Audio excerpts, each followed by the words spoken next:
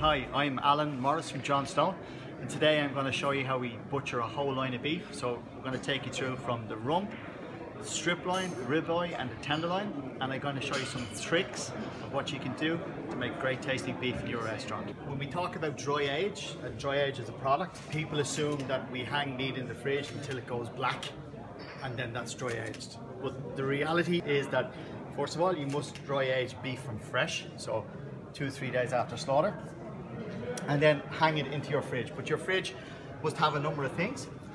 It must have the correct airflow, it must have the correct temperature, and it must have the correct humidity. Because if you don't have that, what you have is you actually rot the meat. Yeah. So in essence, yes, we are rotting the meat, but in a controlled environment is what we do when we dry age. So if you can see here on this side, when I pull the tenderloin out, you'll see the colour of the meat changes drastically. You get a beautiful deep purple colour on the meat, and you can see it there. It changes very distinctly. And also, if you look, I'm not putting a lot of pressure on here at all. Very much falling from the beef. The beef here at the moment, although when I feel it now, it's probably about 7 degrees, I'd say. So that has a factor to play at this moment in time. But when we dry age the beef, we always have a very low temperature. Low temperature, and then from a bacteria point of view, it keeps the bacteria level low. You can see what I'm doing here at the bones. You can see each bone has a cartilage button here, okay? And within that, there's some soft meat. If you see here, this is bone, and this is soft meat. Bone, soft meat. If, for instance, that we're not in control of the knife can penetrate in between these bones here. And what that can do is scar the strip line, okay? So we don't want to scar the strip line. We want to keep it very, very much the meat intact. You can see the white part of the bone where I've kept the knife against the bone here. Yeah. Okay? But I'm not gone into the flesh itself, okay? So if you watch what I'm doing here now, I'm actually feeling for the bone, and then I'm just gently coming down the bone. If we see the tenderloin now, where I've taken the tenderloin out, the white pieces of meat that we have here is where the meat was on the bone. You can see the colour here at the end. We have the dry aged dark meat here, but then if we look at the flesh here, it's very soft, dark, ruby colour. Really, really nice, okay? We can see the tenderloin now. If you notice from this tenderloin here, we've got a lot of fat on here still, a lot of fat channel here, and this is the chain. This is the part that's connected to the bone, okay? Now, people have said to me many, many years, you can't dry age fillets, and why do you dry age fillets and it doesn't add to anything, and you don't do it. We're able to do it because we look at how much fat that we leave on the internal side of the animal. So this protects the tenderloin while it's dry aging, okay? Now, this beef is 3 weeks old, and you can see how soft it is, okay? We have a little bit of skin here, but it's very, very soft. And as I trim this chain and skin off here, you'll see that we'll expose the meat, and we'll see the colour that comes from there. I choose specific animals. I'm not a breed guy, so you'll never hear me say Angus is the best or Hereford is the best. You'll never hear me say that. What you will hear me say is that I am looking for the best. So each individual animal is as different as the next. Some are bigger than others, some have more fat than others, some have more marbling than others. And where the skill comes in for me as a butcher is to make sure we identify which animal that is. I'm going to remove now the protective skin here. Okay, and as you can see me removing it here, I'm exposed. You can see that lovely flesh colour there now. Look at that, beautiful. Look. Look at that lovely, beautiful colour. Yeah, so this skin here protects it, okay? Yeah. So if you looked at that tenderloin now, you would never know that that was dry aged, except you've been here and you've seen it being done. But it's when customers come to our factory and see it, it's the first time that their eyes are open of, oh wow, you really do dry age beef. Yes, we do. So again, we just remove the skin here. it's actually no good. And you know, a lot of times if you're buying chain on fillets from other beef companies from around the world, all of this remains, and you know, you can't eat this. Okay. Yeah. I hear a lot of chefs over the years say, oh, you know, I use it for my stock, or I use it for my demi-glaze, or... You wouldn't do that? Me? No, I mean, really the reality is if you pay $50 a kilo for tenderloins, you know, the chain, this is $50, okay? So my opinion on that is, that's a very expensive demi-glaze or a very expensive stock. So for me, you can buy cheaper stocks and cheaper demi-glaze than $50 a kilo. Yeah. Of course, okay? So for me, that doesn't work for me, okay? Yeah. So again, we're just going to peel off here the skin. And again, this is just a protective skin, which is natural to the animal. Again, just remove it. I'm going to turn this around this way to me. Again, just remove the fat. And again, it's about value for chefs these days, and food cost. Yeah. Food cost is very important for guys, you know, and it's the guys who don't understand food cost, it's the guys who don't make good business, because food cost is the biggest thing in our business that we need to control and manage. You're paying $50 for this. This is not $50 anymore. I spoke to a chef recently in Singapore, and we were talking about yield and cost. And he said, I haven't trimmed fillets myself in a long time, but I was trimming fillets the other day, and he said 40% was waste. Really? Yeah. So I said, do you mind me asking what you paid for them, chef? And he said, I paid $50 a kilo, and that's why I keep using the $50 because he buys in dollars. He said $50. And I said, well, chef, they're not $50 anymore. He said, no. He said, no, they're not. So really, the true cost was $85. So his tenderloin cost him $85. Yeah. Albeit he paid $50 for it. But again, he got all of his trimming off there. From a yield point of view, it's $85, right? So again, just try and remove as much as we can of this skin here. And again, you'll expose that nice color there underneath. Look, beautiful. Beautiful. And again, just nice and gently. A knife is an extension of my arm. I need to have a good knife to be able to do what I do. So, I mean, if you look at how thin I can cut that piece of meat, you know, you can do this with a good knife. It's important to have a good knife. For the whole day I've been here, I don't think you've seen me sharpen the knife once. You do it maybe once, twice, that's it per day. If you keep sharpening or beating a knife off a steel, you will take the edge off the knife, okay? So you don't want to do that. I haven't used a sharpener at all since I got here. When you see guys do this, boom, boom, boom, boom, boom, boom, boom, playing the drums with a steel, you're making noise, okay? And I have lots of scars when I was a young kid, a young butcher, learning how to do this boom, boom, boom, boom. So you can see all those white lines, they're all scars on my fingers from years of cutting myself, right? Playing the drums with a steel. It's rubbish, okay? This tenderloin now is ready. So if you look at this tenderloin for slicing, you can use all of this tenderloin. You know, we can take the tail off, and right up to here we have the Mittelstück, so we've got a right nice piece of tenderloin, and then even the head is ready to slice. And again, for a Chateaubriand, or again, slicing the steak, very, very simply. But that's what we would call a John Stone, kitchen ready tenderloin. Very, very simple. Very, very clean. And more importantly, from a kitchen yield and a kitchen cost, it's ready. Look how much waste we have. And that's a chain on fillet to a chain off fillet. So this is the difference in cost, okay? So it's quite a lot of waste, yeah? Tenderloin for me is a, if I use the word maybe, it's a starter drug, you know, for people who eat meat. And the first time to eat steak, they'll have a tenderloin because they hear fillet is the best. Not necessarily the best tasting, but they hear fillet is the best. So they'll go for tenderloin first initially to have the tenderloin. And as they progress, you'll find as people change their habits in beef, they start to move up to the more, let's say, tougher cuts of meat, where they know they get the maximum flavor, where they actually enjoy the flavor of beef.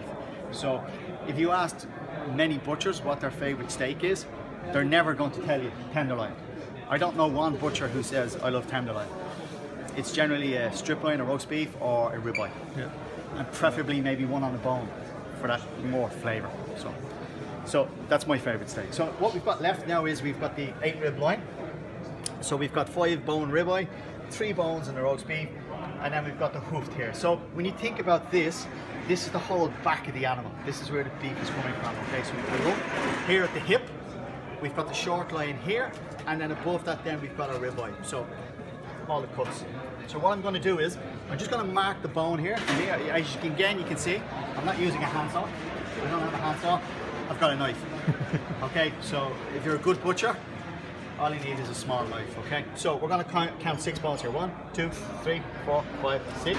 And I'm going to mark it here, okay? Okay. Just here, on the bone here, okay? These are all the cartilage of the spinal bone. So again, if I just mark here, this is where I'm going to make my cutting point, okay? What I'm also going to do then is, I'm going to cut in along the bone here, and just mark it here. Okay, in here. And you can see that I'm just going to mark it there. Now what I'm going to do is I'm going to crack that bone, okay? Which is the important part. So we put the knife down. I'm going to turn it onto the bone. Okay, and then what I'm going to do is, I'm going to cut along this bone here.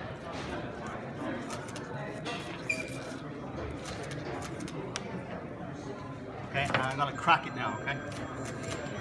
So the bone is here. Okay. So this is real old school stuff here now. In between the bones there, look at that. You see that? Easy. Look. No saw. Okay? When I hear guys saying, oh, can't do that because we've no saw, you don't need a saw, it's broken, completely broken, okay? Okay? And again, I've taken that off now, no saw. So this is our ribeye, bone in rib. What I'm going to do is I'm going to separate the rump or the hoofed off, okay? And again, no saw. We're going to take this off with the knife, okay? So again, down the cartilage bone here, just here, okay? Which is the thick part of the bone here. This is a T-shaped bone here, so this is the hip bone. Okay, so at the end here of the rump. And again, I'm going to crack it. Okay, and you see that there? It's just popped right out. We've got no saw. Okay, so hooked. And then we have our loin. So this is our roast beef or strip loin. So our prime cuts here. So everybody knows this is a ribeye, but it's also known as a Scotch fillet. It's also known as an entrecôte. It's also known as a côte de boeuf. It's also known as a tomahawk. But essentially, it's the same product. The only difference is how long the bone is, or how short the bone is, or how much meat we take off. So this is the next item that I'm going to trim up, okay? So again, I haven't sharpened my knife at all. Simple. I'm just going to peel the rib cap off here. And again, very simple stuff. Look. And in fact, you could show off really, and you could do it with your fingers, you know? You really don't need anything else, okay? Very simple stuff here. Okay? This part here is the rib cap. So this is really, really, really, really good for hamburgers. Okay? It's got great flavor. Would you mix it? You would. With other parts? Yeah, for me. Burger patty? Absolutely. For me, burger patty, best mix you could use is short rib or rib cap. It's got great flavor, great texture. Yeah. I would use some chuck, and I would use some brisket or brust. 3 parts. And the reason being is they've all got different flavors. And they've all got different textures. You would put this in because it's got great fat. It's from the shoulder. A lot of work going on there in the muscle. So it gives us great flavor. So we take that off, okay? What I'm doing here is I'm just peeling off this skin here to show you the meat underneath. Simple stuff. There's a little bit of grizzle here.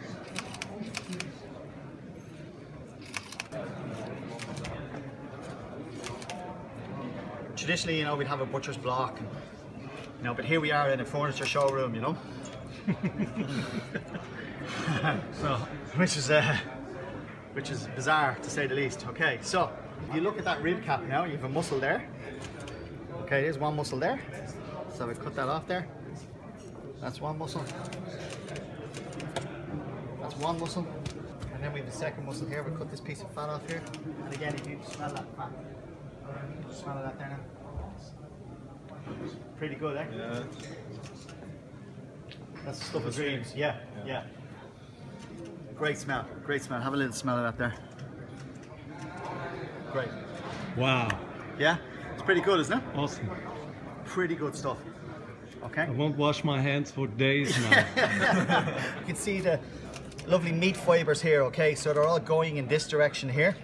So ideally we'd want to cut across those fibers here so we get the right texture. If we cut it this way, okay, you're not going to get a stringy piece of meat. But it's important that we go across the fibers. Yeah. All right? So you would use this as a short rib, mid rib. So I cut along here. I'm just going to fold it out for you. Okay. You can see the lovely texture there. Look at that. Okay? Beautiful. Yeah. Okay?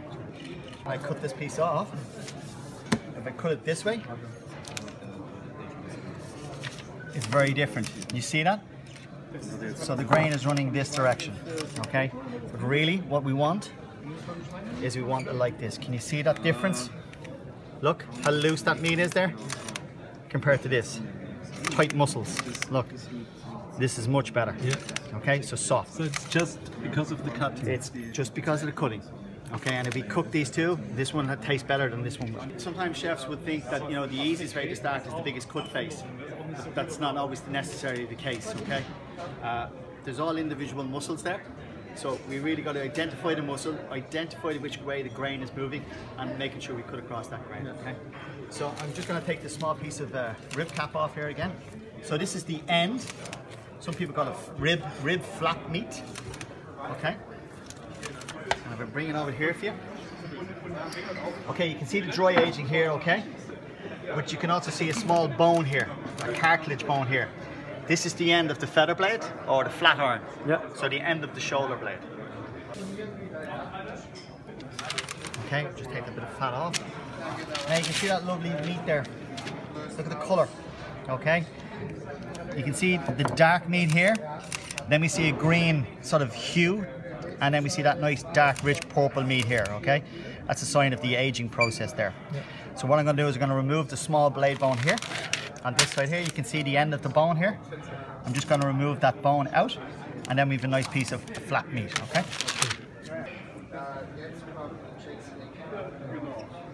And you'll know when you see it, you'll know exactly what I'm talking about. So this piece of bone, normally in fresh beef production, you can sell this. You can sell this to China. Okay, so we call this the moon bone because it looks like a quarter of a moon. And you can sell this to China. Okay, so it's cheap. Now, I'm going to trim off this bit of black meat here.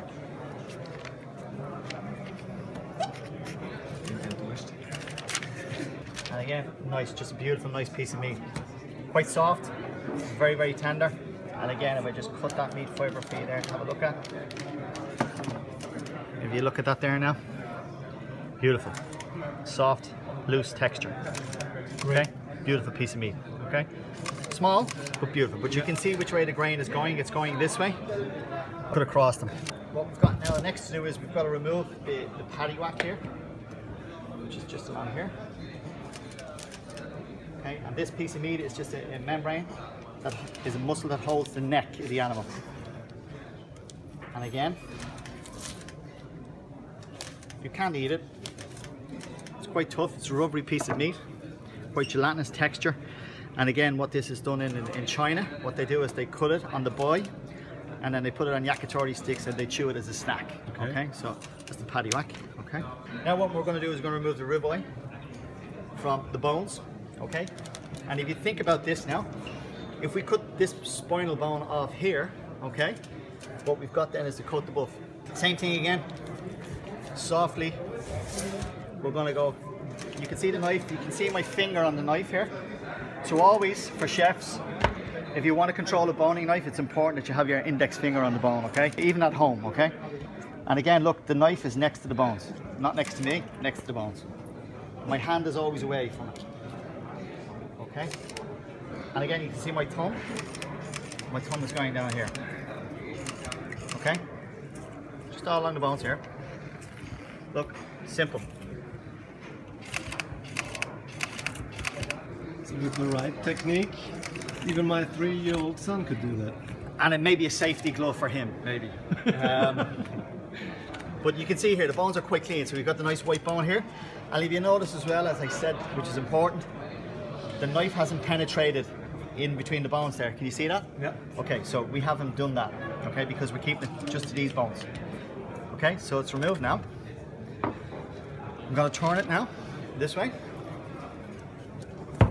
And then I'm gonna come along the back spinous bones here, or the feather bones. And a little tip here just to know, the older the animal gets, okay, the harder these tips get. They get ossified or ossification, okay? So when they're soft and white like this, it means it's a younger animal, okay? When they're hard and brittle and bone, it means it's an older animal, okay?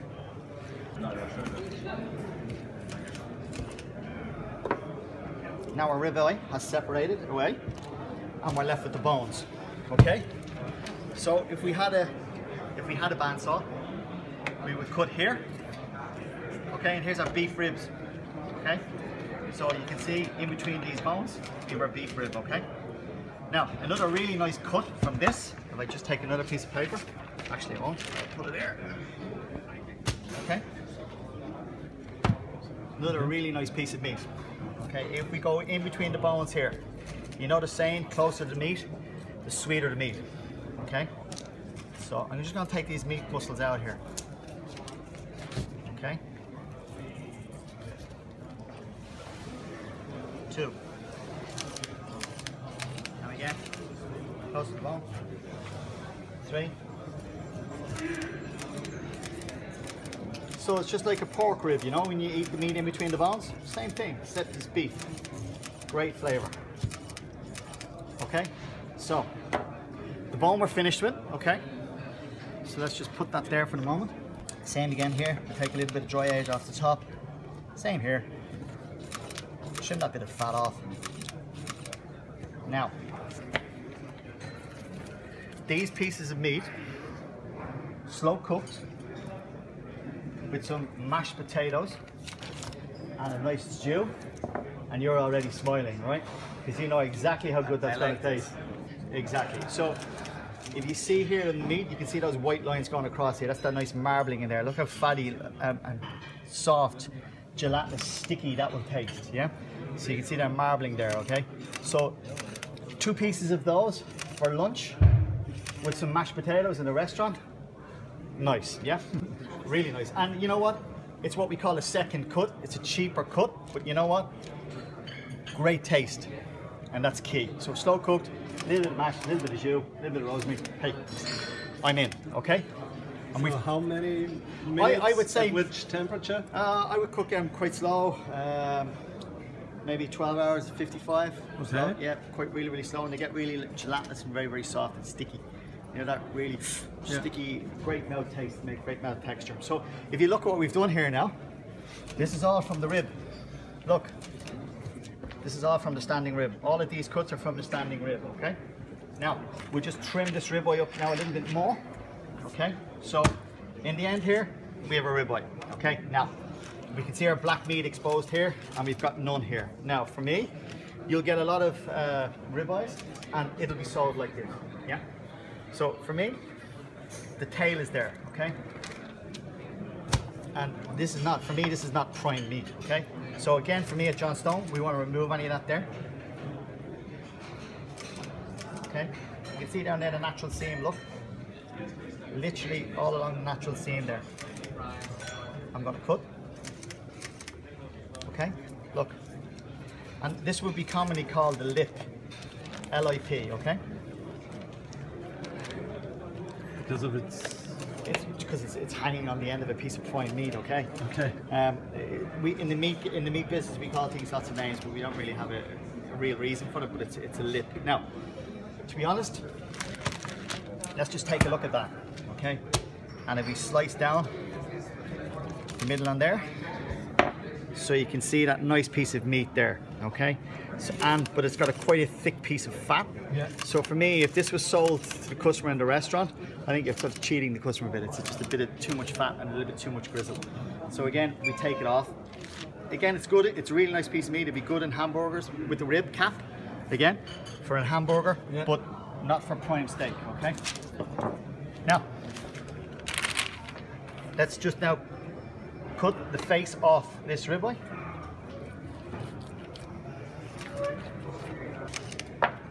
Okay, so we can see the color here as well. You can see some of the black coming through there. But if I feel it on this side, you can actually see how hard it is, okay? But also on the other side then, it's nice and soft. Dark, rich, purple color. Nice fat. Nice, beautiful, nice creamy fat on there. And if you see that, there's no juice. There's no blood running from the meat. Yeah. Very, very soft. Very, very nice piece of meat. So from a portioning point of view, again, we can cut a nice steak.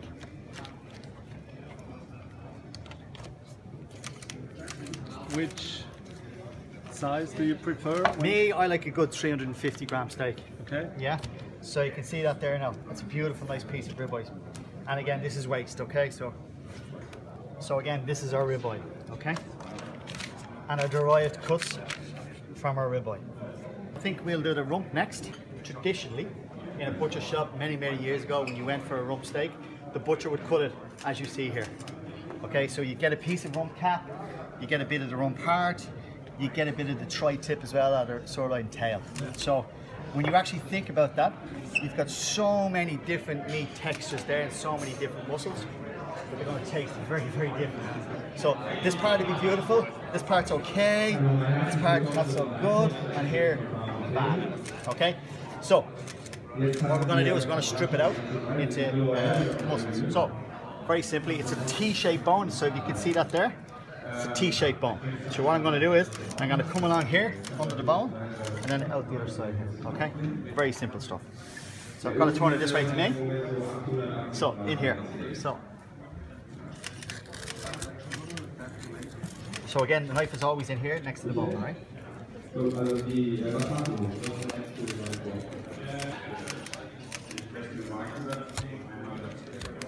So keep it nice and tight all the time. And again, we don't want to damage any of the meat here. If the knife goes in here, it scars the meat. So we don't want to do that. We want to keep that whole solid there, okay? And yet again, you didn't sharpen it. No. Not bad, eh? Not bad. You think I would, no? I don't. But you know what? When I do sharpen it next, it'll be like brand new again. So that's the other thing, okay? You can see here now. If I turn it this way, you can see inside. The meat is white here, the bone is white, and we haven't scarred any of the meat inside there, okay?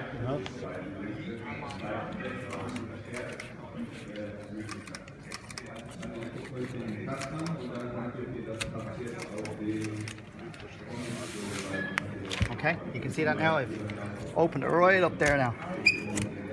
And again, close to the bone, all the way down. Always close to the bone. You can see that now, I've removed all the bone. Now what we do is we start taking apart some muscles here. We're going to separate now the tri-tip from the rest of the body of the meat, okay? So. See a nice piece of core of fat there, look. We're going to remove all that out there. And across here at the muscle. See it there? Natural seam. Can you see that there now? It's where two muscles meet. You can see that, look. Simple. You see that there, look? Yeah. Natural, okay? So all along the natural seam, we're going to go there. Okay? And again.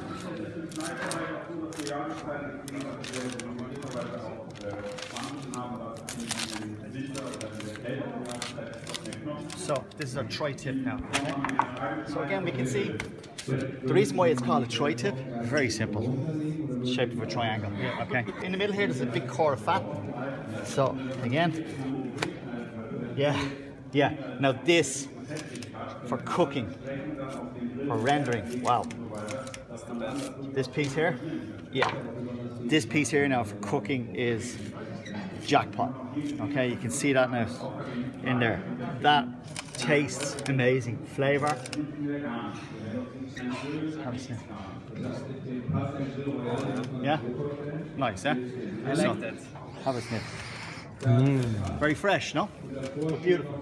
Okay, so that is core fat. So we're not going to use that.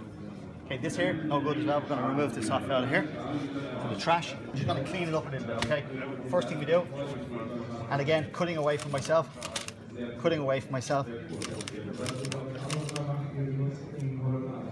But I think you can see already how good that piece of meat's going to be. Yeah. When we expose it.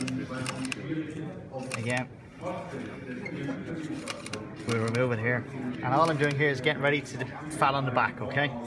So I'll peel it down to the fat. And then I'll cut it off on its face like this. Okay, simply. You hear that nice crack? It's great to work when you're working with good meat, you know, it's a pleasure. So again, yeah. Okay, so that's the waste again. So no good. Okay, take this off here, and then I'm going to remove this black meat on the front.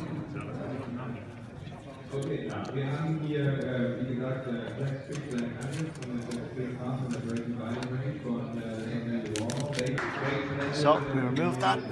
So again, what do we think? We have the texture, the line's going across here, okay? So what we want to be doing is, again, we'll cut across this way. Okay, and we're going to expose that really nice, look at that. So this is our tri-tip, okay? So I'll leave that here for you. Go ahead and take a look at it. So that's our tri-tip. So again, it's got a lot of muscles up here, a lot of secondary muscles that are tough, okay? They've got a lot of gristle in there. So what we want to do is take them out, okay? So again, we want to follow the natural seam.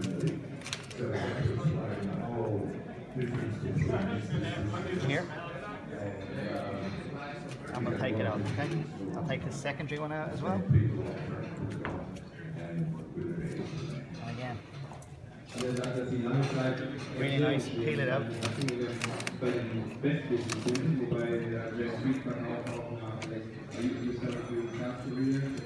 So again, it's okay for soup, it's okay for diced goulash, but not for prime meat. So you can see I've removed all of that muscle, the secondary muscle out there. Now what we're going to do is we're going to flip it over, and we're going to remove the rump cap, which is here, okay, or the picanha or the taffel splits. And again, traditionally in a butcher shop you would have cut it this way, so this piece of meat is not good, okay, this way. So we're going to remove that now. And again, out through the natural muscle.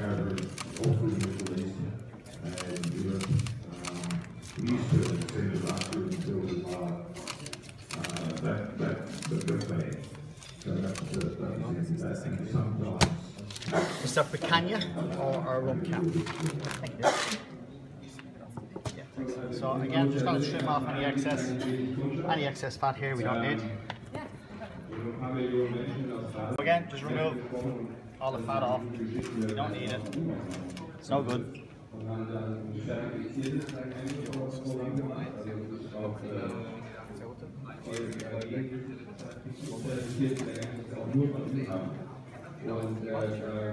So again, you can see now what I'm doing is I'm exposing the meat fibers. You can see I'm starting to expose which way the meat is going, the grain.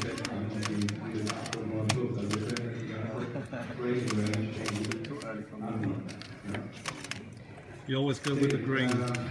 You can see the way this meat fiber is going this way. Can you see that now here? Yeah. So this meat fiber is going this way, okay? And then if we look, and we'll see the meat grain, and this piece is going across this way. Can you see that? Yeah. Okay, so in theory, if my philosophy is that we cut across like this, this part of the meat would be fantastic and this one wouldn't. You can see that there? Yeah. Because we're not directly going across it. So what we're going to do is we're going to separate those muscles out to give us what we need, okay?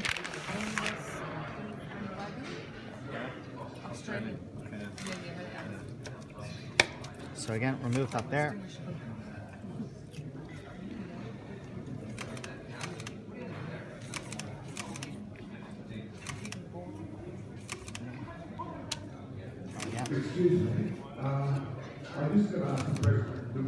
Now Now what I'm going to do is here, there's a natural muscle seam wall along here. So what I'm going to do is I'm going to separate those two out, okay? Okay. So we also have a bit of bone skin here. I'm going to remove that as well.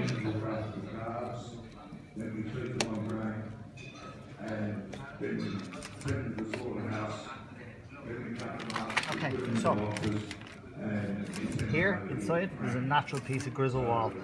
Okay, you can see it here now. Look, I've exposed it. That's it there, look. Can you see that there? Yeah. So what I'm going to do, I'm going to trim the meat along this wall and take that piece of grizzle out, okay? Yeah.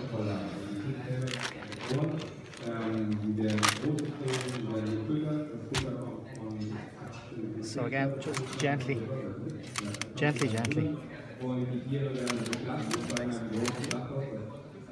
Expose that there. You can see it now? See it? Yeah. Okay. Okay, so what we're going to do is remove all that out of there, okay? So is that a technique that is usually done? Just gently is the way you should really do it there, okay? So the technique is just take your time, okay? It's worth it just to take, you can see there, expose it, and just gently touch it with the knife, okay? Let the knife do the work. I'm not pushing it. Yeah. You can see here. I'm just pushing it off the wall. Okay? And they've separated, okay? So we have one muscle. Now, I'm going to remove this muscle here now. This piece of grizzle wall here. I'm going to remove that now as well. So again, very simple stuff. You can almost see my knife through it there, okay?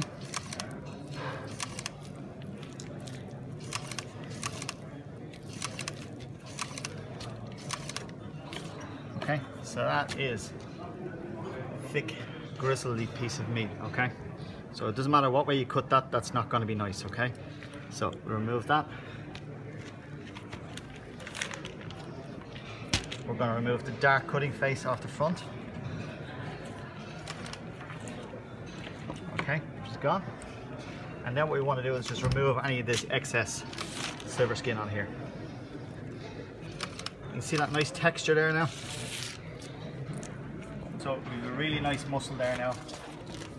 Prime steak muscle. So let's cut a couple of steaks maybe. Okay.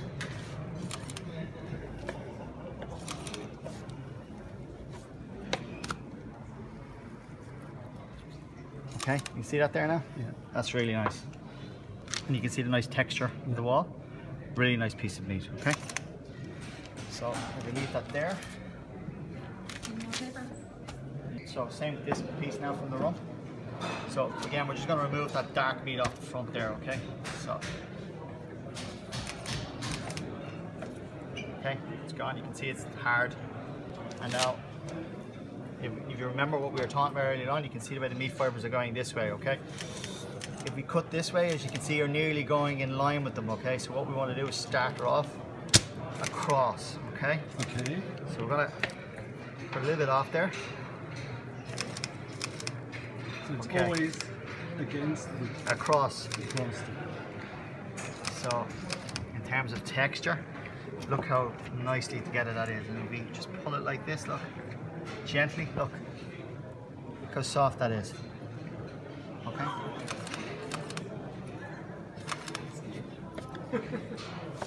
They're almost like tenderloins. They look like that. Yeah. But it's got more. It's got more texture because it's from the rump, but it is extremely tender. Yeah. It is extremely tender. It's a beautiful piece of meat. This is a rump pav steak. How do you call it? Pav, P-A-V-E, rump pav steak, P-A-V-E, Okay. rump pav steak. So again, I know lots of guys who would then roll this with cling film, shape it, maybe put some bacon on the outside, Okay. temper it and then slice it. Okay, so in a sous vide, just bring it up to 55 degrees, vacuum pack it, bring it up to 55, put it in the water bath, bring it up to 55, when it comes off 55, take it out, put it in some ice, leave it.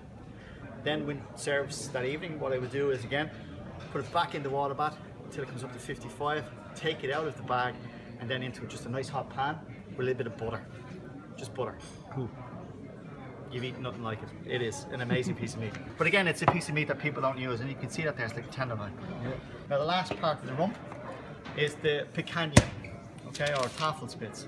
Okay, so again, all you want to do is remove the heavy fat off here and expose the meat. Okay, I'm just going to take this piece of fat off here.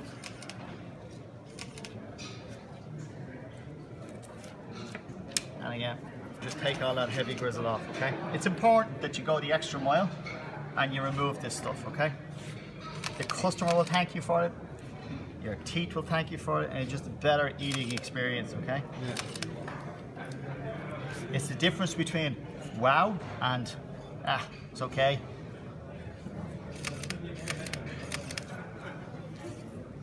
Okay, same again, take this piece of fat off out here. Okay, and then what I'm going to do is, you can see how far the dry age has actually come in there. Okay, it's coming quite deep actually. It's almost to the tip of the knife. Look. Yeah. So it means we've got to cut a little bit more off. So it's so dry.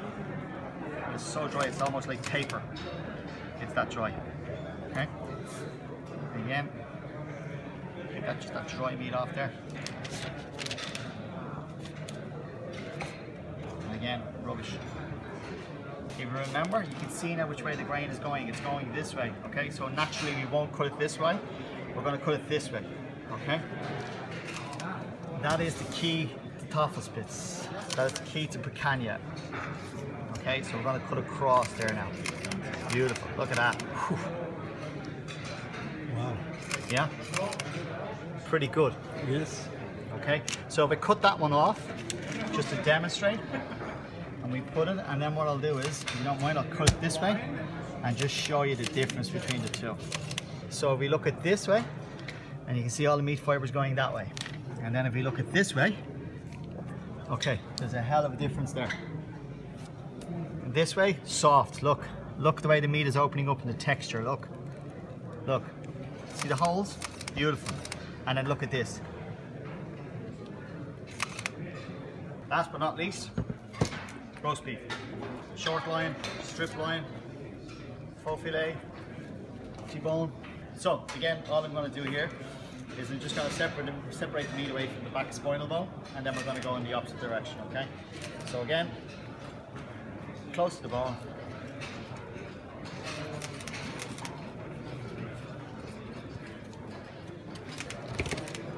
All the way down. Okay, so that's that separated now. Now what I'm going to do is, I'm just going to remove it from these bones here, okay? So again, we always go to the highest point, which is here, and then work our way back. And again, slowly, we're not in a hurry, slow. And again, the knife is always close to the bones. Look. Always close to the bones. And again, close to the bones, close to the bone. All the way to the end, okay? Bone. Now, the highest point again is here, okay? So that's the highest point of the bone here. So for boning, for deboning, that's the highest point of the bone there. So I want to get the knife in there and work my way back, okay? So again.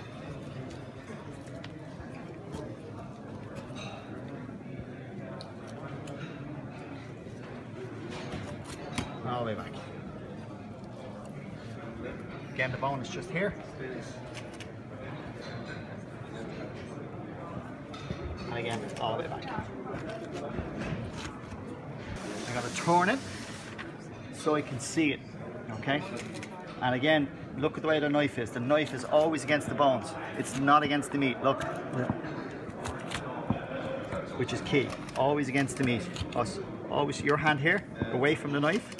And again, the control with my finger, down to the bone here, okay? So, just gonna separate it off there now.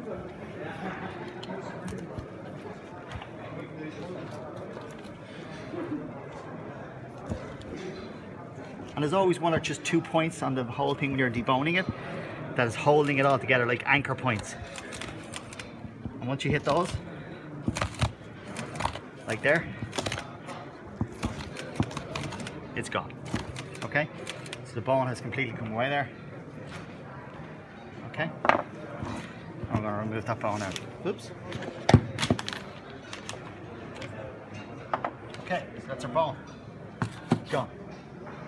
Someone asked me once about T-bones, you know, where does the T-bone come from? Well, if you think about it, this is the bone and this is the T, so this is where our T-bone comes from. The fillet is normally here, and then we have our piece of strip loin here. So this is where we get the T for the T-bone. So essentially we have a boneless T-bone, okay? And I think sometimes with chefs particularly, you know, somebody tells them something once and they just remember that key word or that key moment. So, but they're all essentially the same thing. Okay, so you can see here, no scarring. Okay, sometimes you'll see in some strip loins, there's always a line where the guy was boning it out and he's penetrated the meat. Okay, you can see here, I haven't penetrated the meat. Okay, so that's a sign of a good butcher, I suppose.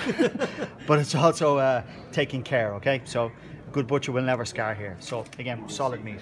So again, we're just going to make this good. So all that bone tissue, again, is hard connective muscle wall. We're going to take that off, okay? And for John Stone, everything is kitchen ready, okay? So it has to come into the chef's kitchen, ready to slice. There should be no more work except slice it. Do you give workshops to chefs? Yeah, I give workshops to chefs all over the world. I recently done one in the Hong Kong Soccer Club. Really? Yeah, and we deboned what we did here, and you know, we give classes to chefs and just explain how to do new cuts. And I suppose the key thing I always say to chef, and it doesn't matter who the chef is, some of the best chefs in the world, it's always about resting the meat after cooking. A piece of advice I give to everybody is rest, rest, rest, rest, rest. If you cook it for 6 minutes, let it rest for 6 minutes. Do you think about the reverse method, where you first slow cook and then throw it on the grill? That's fine for certain cuts, but for me, for the likes of the prime loin cuts like this, they don't need that, you know, not necessarily these cuts. Yeah. Okay, so I've removed all the silver skin here, okay, and I've removed the tail. The tail should be about a thumb thickness, okay? So you can see there, we have a thumb thickness, okay?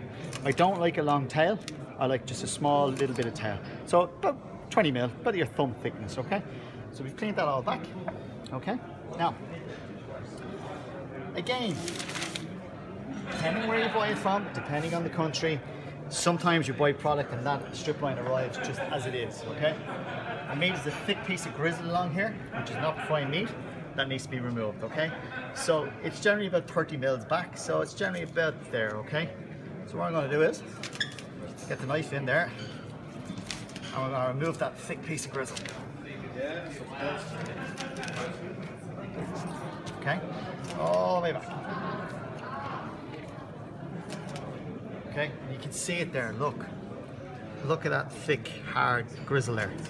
Nobody wants that on a steak, okay? So for me, that's got to come off, okay? It's got to come off. So again, take that off. Now you can see with the nice meat exposed here, trim a little bit of that off there. Now, the other thing is now, we've the end of the strip loin now, which is next to the rump. And primarily, every chef in the world hates this piece of meat. I've yet to meet a chef who loves this piece of meat. They all hate it. Why? It's got a thick piece of grizzle from one muscle connecting to another. It's generally at the end of a strip loin, it's generally 4 fingers, okay? It's never any bigger than that, but generally 4 fingers. But if you measure from the edge, 4 fingers, you can't go wrong. So what we do at John Stone is, in order to make a consistent product, we take it off, okay? Because nobody wants it. Chefs generally joke that they keep it for the guy who comes into the restaurants who wants a really well done steak, because he won't be able to notice the difference anyways, right? I beg the difference, say that he would notice the difference. So what we do is we're going to cut that. I'm going to show you now. I'm going to cut that off. So again, 4 fingers in, as you can see here, and we just cut that right off there. Okay. And you can see, it's just at the end of where the muscle starts. You see that? Yeah. So here's a long, thick, thin piece of grizzle that gets considered to be thicker as you go along. So you can see we've encapsulated all of that piece in there. Okay, so I'm going to show you something about that. And now what we'll do is we'll cut a couple of steaks and just show you, okay? Yeah. So, And again, we pick a smaller animal at Johnstone, so you know, 160 kilos side weight, so 320 kilo carcass weight. So what's that? It's important because if the animal is too big, if the side weight is bigger, it means the muscle gets wider. Okay, so it means, for a steak point of view, it means you cut a thinner steak. If the animal is smaller, you can cut a thicker steak. So really the trend is, everywhere around the world, everybody likes a thick steak. Nobody likes a thin steak. So by controlling the size of the animal, you're able to get a good thick steak. So, you know. So normally with these, we used to just vacuum pack them in 4s and we'd sell them to whatever we could. And we decided one day that it was costing us too much money, we needed to do something really good with them. So, okay, so we come up with something ingenious, if you will. So we're going to take this chain off here. Okay. Go on, remove. Okay, that here is all marbling, okay? That's not grizzle, that's nice marbling. That is good, except that little piece there. That's a piece of bone skin. But everything else here is marbling, okay?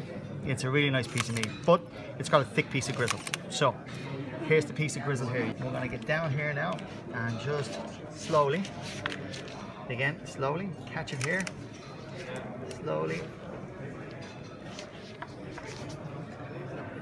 Slowly. Remove this fat, okay? All the way out. And you can see how tender it is, okay? But it's the big piece of grizzle that's in the middle there that makes it horrible. Okay, so again, follow that down. Slowly, slowly. We get to here and we just cut it off. Now, you can see the line, the moon shape of grizzle all the way along here. Can you see it? Yeah. It's in a half moon shape, okay?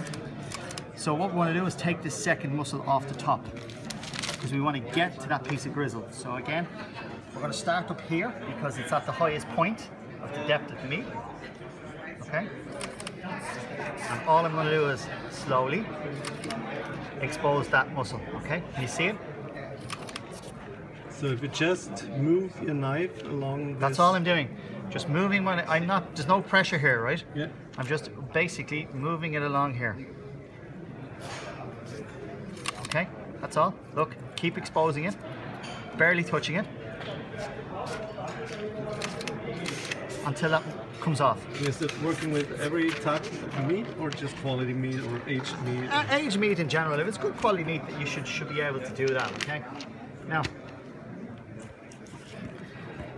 two nice pieces of meat, but they can go for whatever. Okay, now we can see that piece of grizzle I was speaking about. You can see it here now. Yeah. Okay, so this is the thick part here. It's quite tough. Okay, so what we want to do is we want to remove that. Now, so we want to remove this piece of grizzle because it's tough. Okay, so again, tip of the knife. Nothing. No, but you can see the knife underneath there. Okay. Okay. Now we expose the meat. We get a good grip on it because it's nice and thick. And again, slowly, gently, gently, gently. Always holding it, look. And again, if the knife slips, it goes this way. Okay? Gently, gently, gently, gently. We're off. Okay? Now, look at that. Wow. Okay? Look at that marbling, okay? And this piece of grizzle is hiding it, okay? So we take that piece of grizzle off and, oh, whoa, oh mama. Yeah, nice piece of meat, right? But this, horrible, okay? So we take that off. Now, look what we've got. Liaison. We've got a beautiful piece, so we can do a few Wagyu. things. Wagyu. Again, we just cut it in half. And we've got two beautiful bistro steaks. So you can imagine now putting that onto the grill. Beautiful. Look. Look. Beautiful. So this is the bistro steak.